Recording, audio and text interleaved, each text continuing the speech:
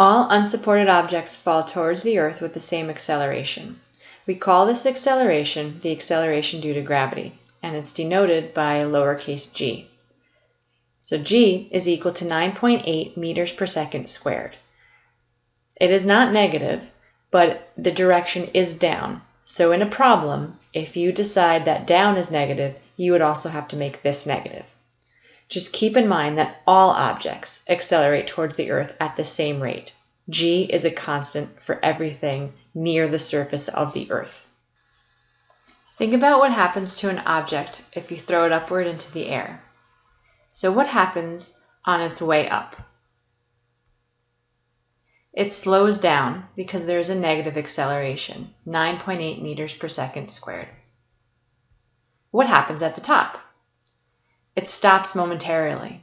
So v is equal to 0, but the acceleration is still 9.8 meters per second squared down. What happens when it goes down? It speeds up. It's got a negative acceleration, but the velocity is also negative, 9.8 meters per second squared. And what happens when it lands? It returns with its original velocity. Let's look at that a different way.